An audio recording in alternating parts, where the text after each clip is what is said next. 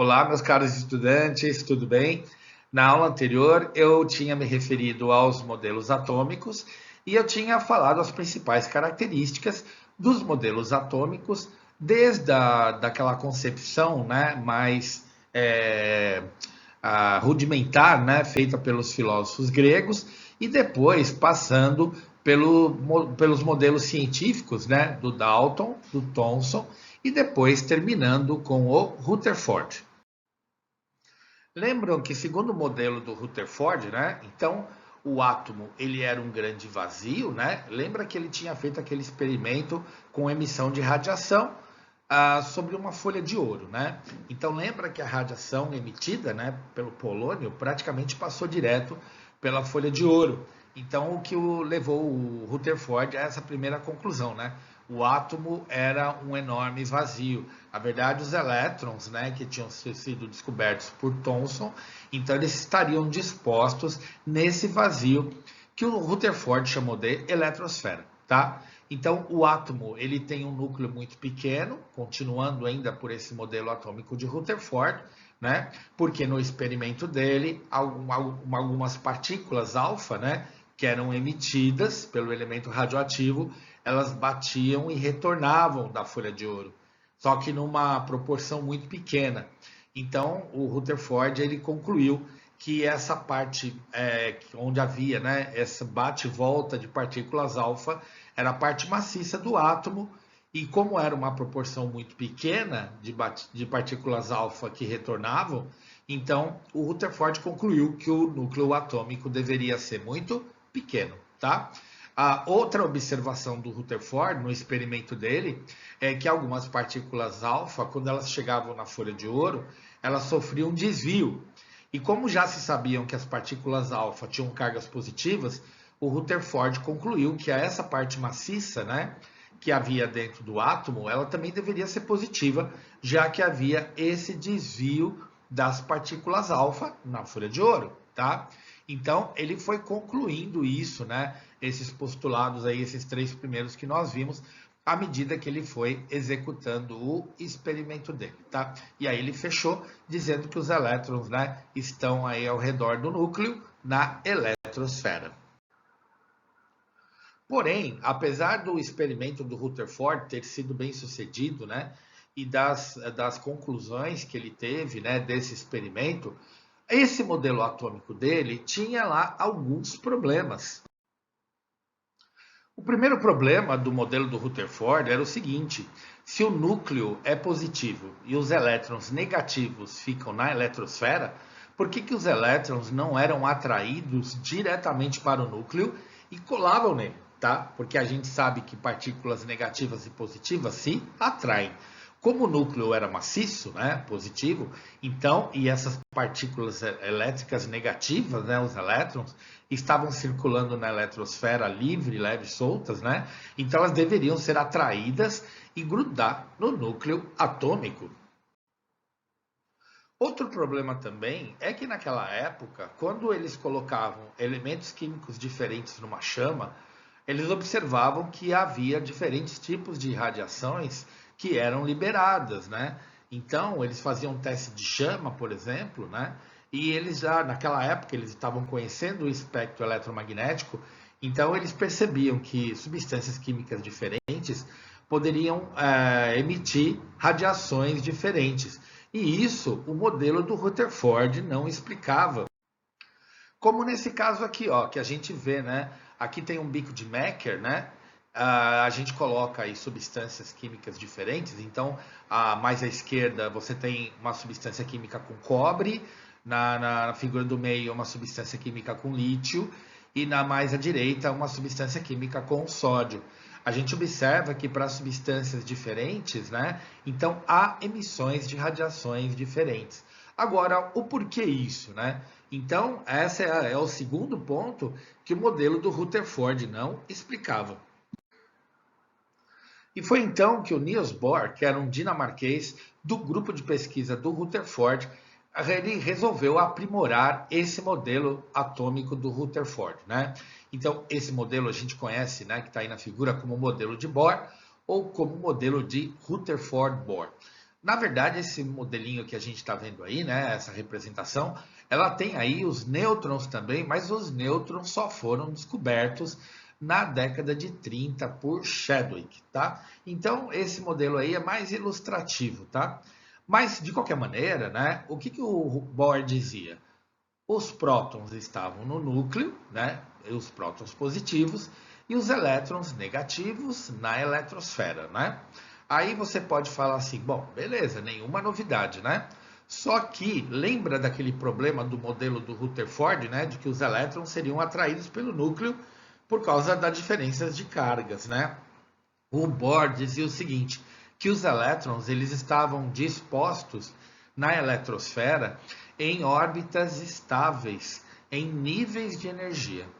Então, os elétrons eles ficariam nessas órbitas, né, conforme a quantidade de energia. Então, isso explicaria porque os elétrons não despencavam para o núcleo, tá?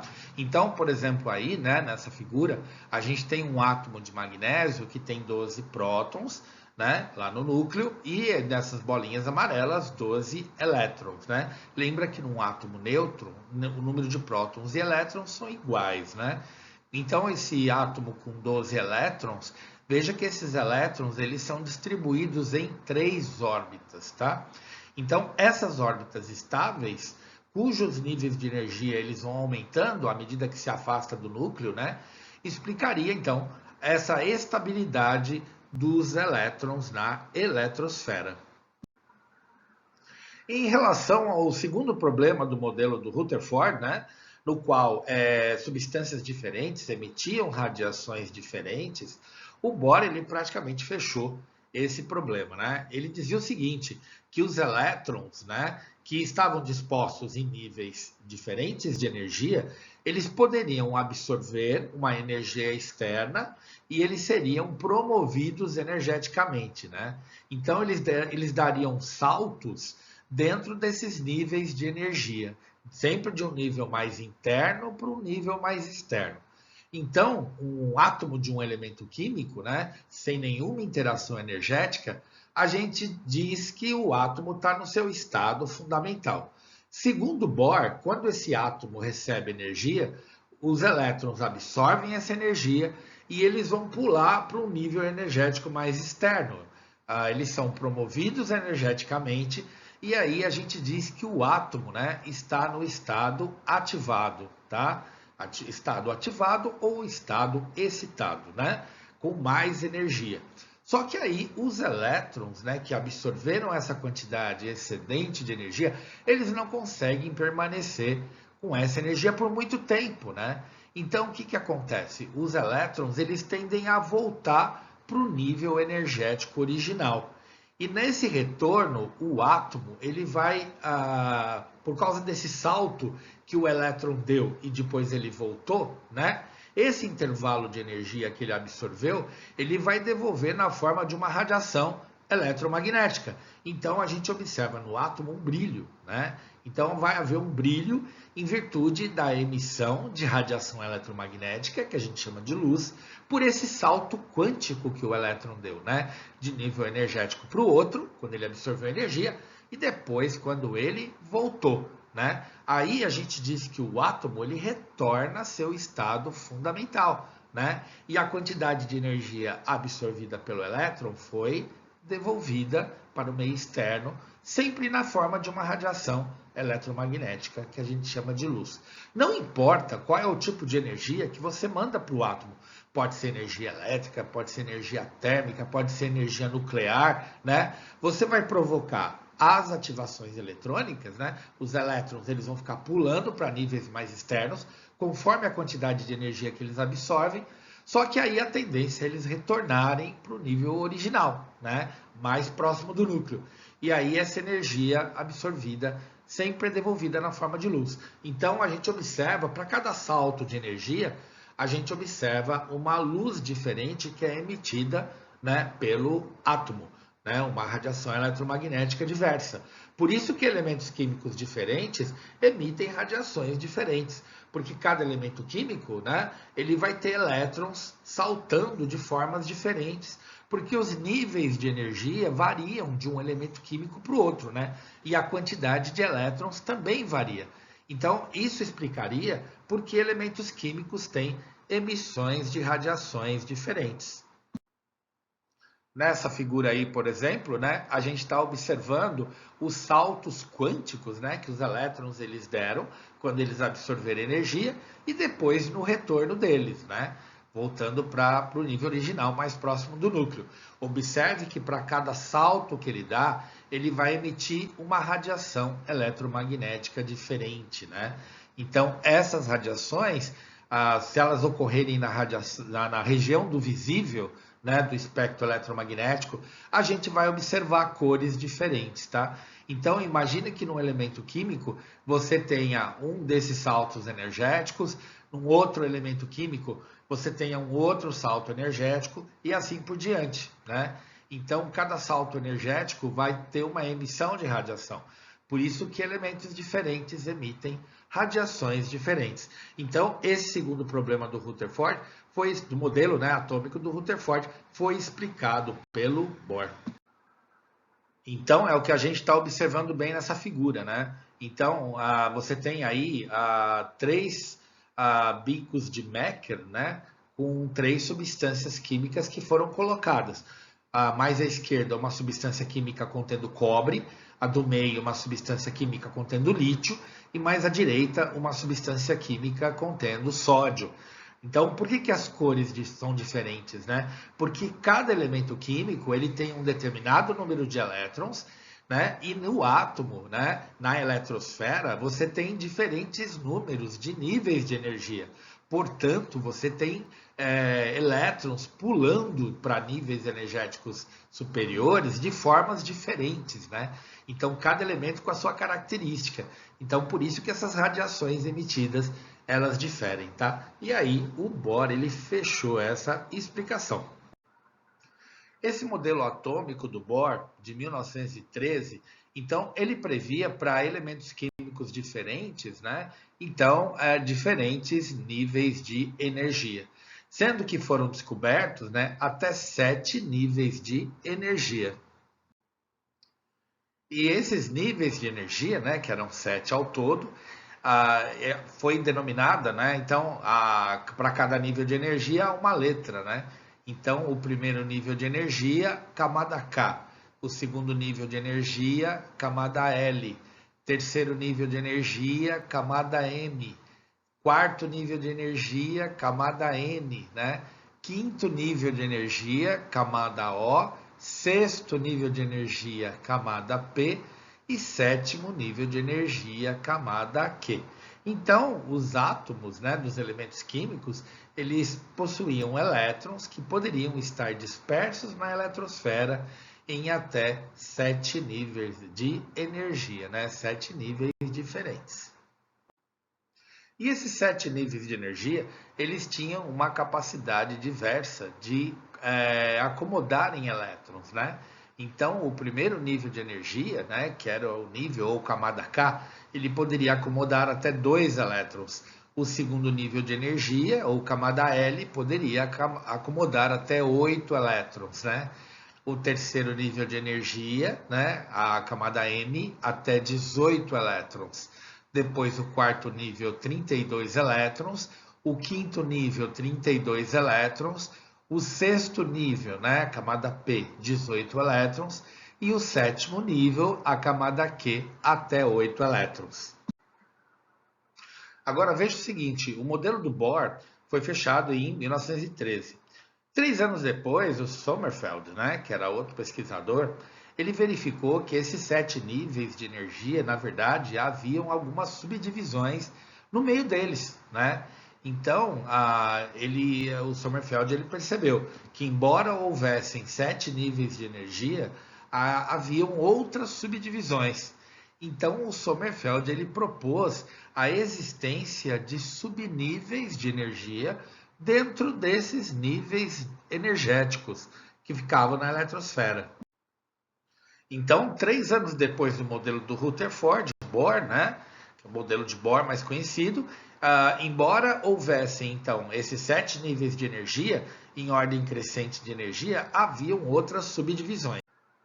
Então, Sommerfeld descobriu que nesses 7 níveis de energia estavam dispostos subníveis de energia.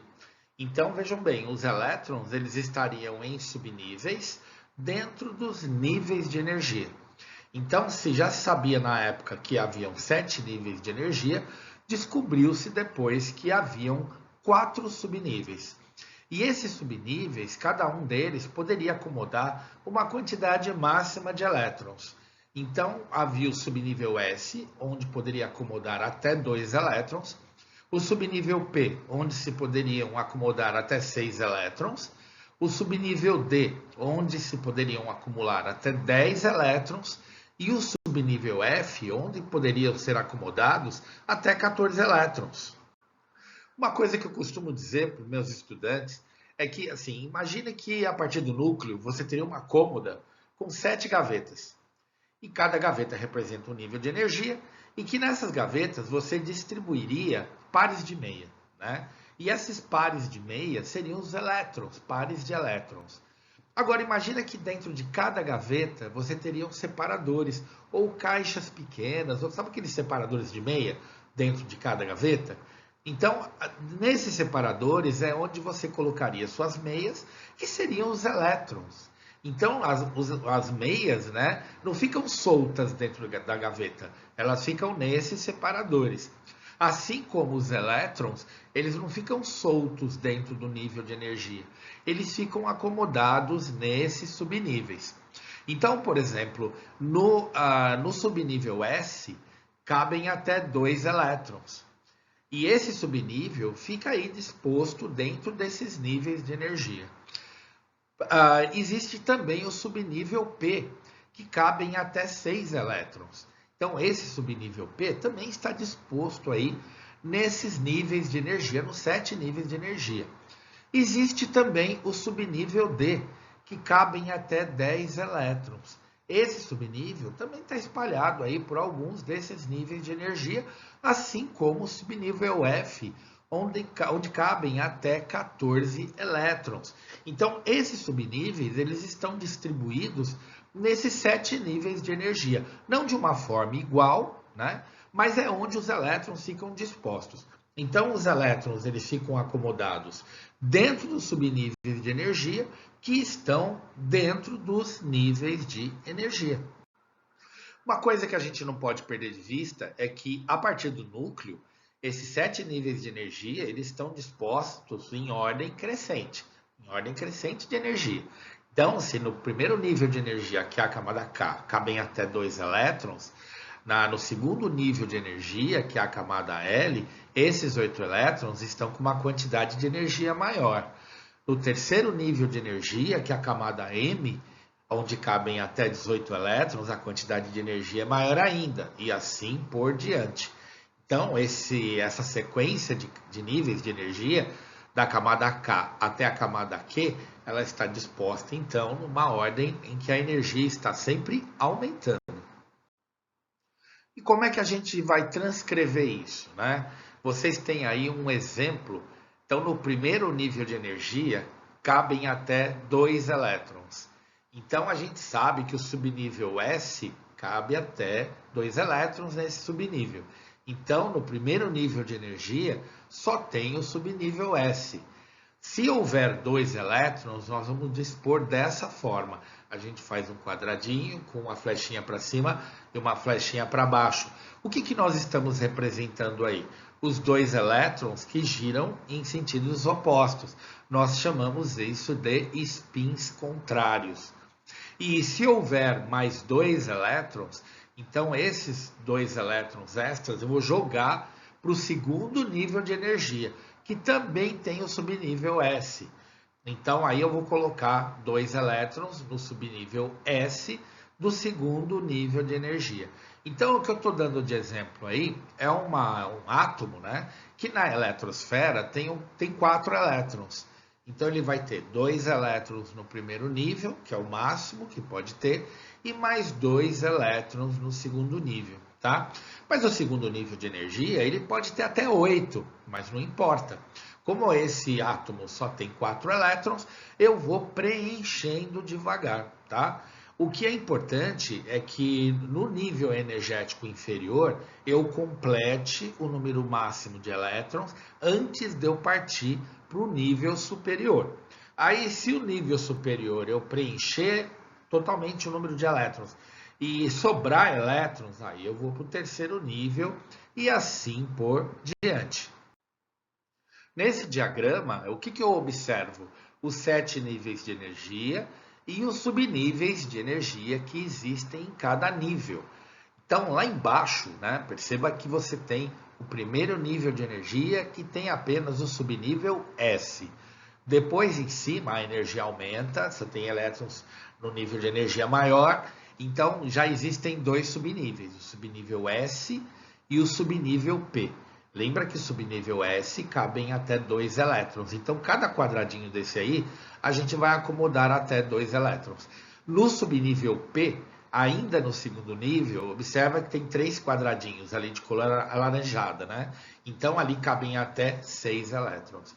Então 6 elétrons ali mais 2 elétrons do subnível S, então completam 8 elétrons.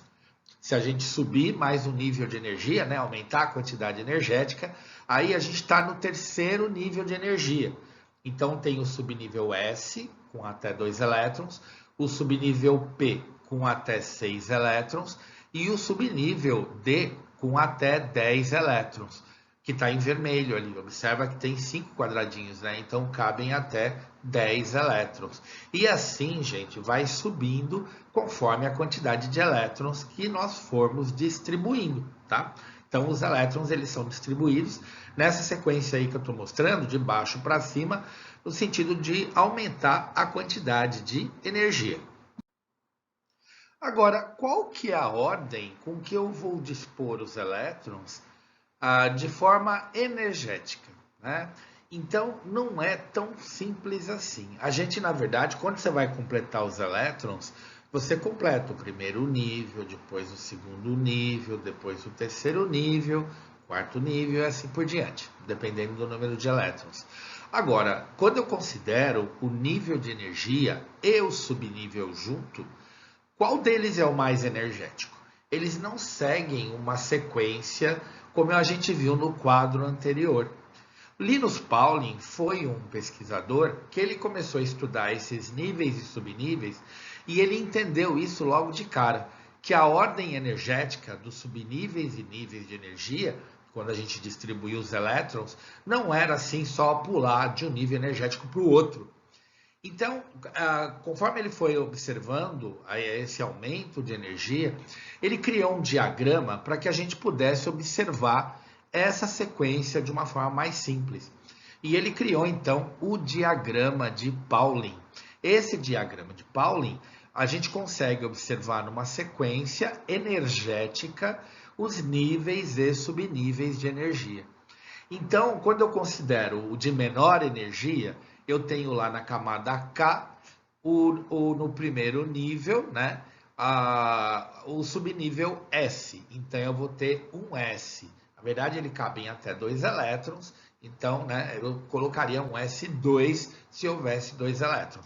Mas eu não vou considerar o número de elétrons aqui. Eu só vou considerar o nível e o subnível, tá?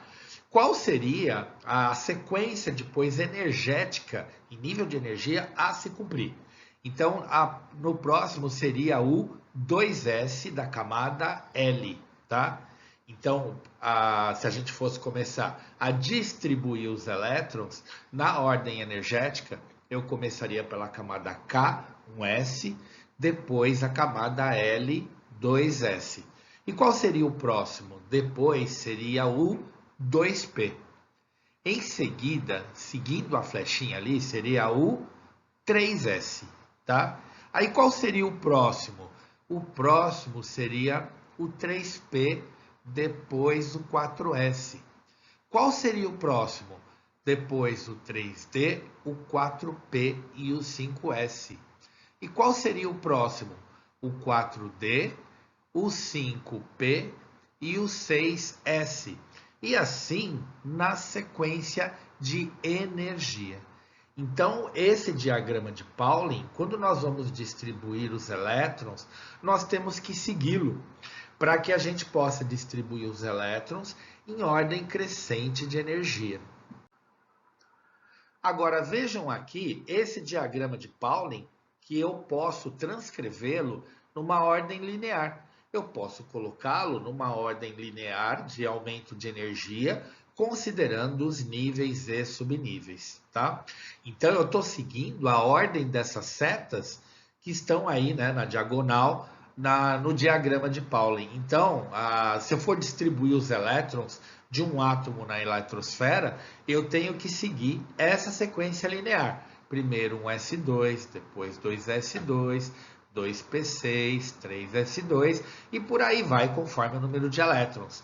Então, esse númerozinho que está aí no SPDF é onde eu vou colocar os números de elétrons, que é o númerozinho menor. E os números maiores são os números dos níveis de energia.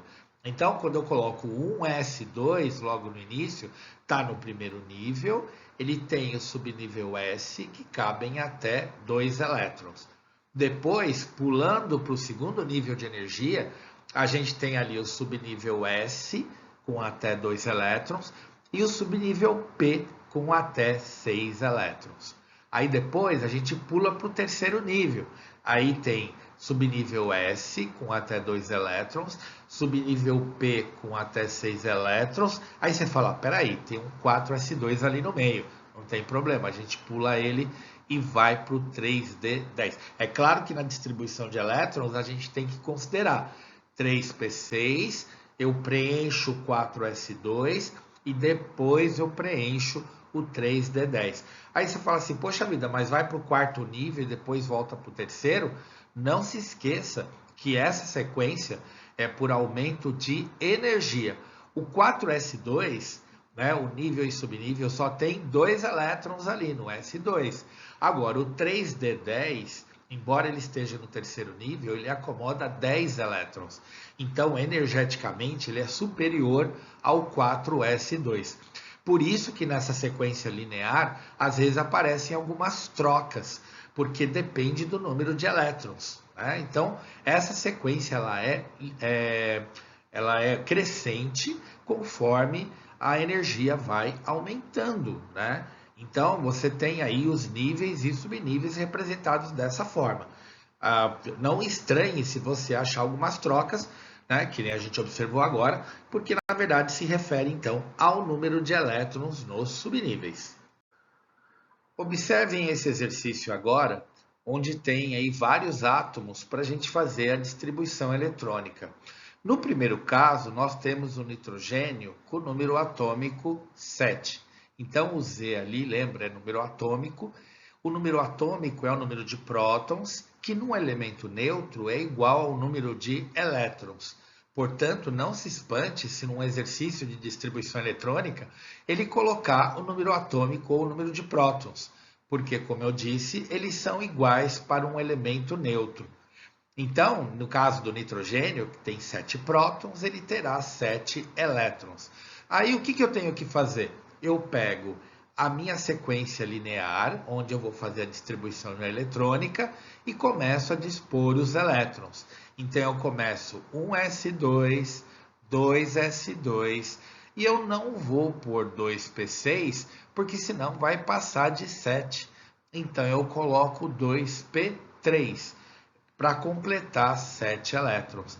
Então, quando você olha ali no exercício resolvido em vermelho, no caso do nitrogênio, vai ficar 1s2, 2s2, 2p3. Né? Então, fica essa distribuição, até que se complete o número de elétrons do próprio elemento. Para fechar a nossa explicação aqui da distribuição eletrônica, então veja que na distribuição nos níveis de energia, ali na segunda coluna do exercício, você tem 2 elétrons no primeiro nível de energia, na camada K, que corresponde a 1s2, que na primeira coluna está separado ali por uma linha azul, né? Aí depois, no segundo nível de energia, a gente tem lá 2s2 2p3. Então, que seria no segundo nível de energia, que é a camada L. E na camada L, então, quantos elétrons tem? Tem o 2s2 mais o 2p3. S2 elétrons, P3 elétrons, 3 com 2, 5. Então, no segundo nível de energia, no nível L, né, na camada L, tem 5 elétrons, tá? Então, eu só vou dar esse exemplo aqui. Eu tenho uma outra videoaula em que eu faço a correção de exercícios de distribuição eletrônica. Então, se você quiser mais exemplos, veja nesta videoaula de correção de exercícios, tá?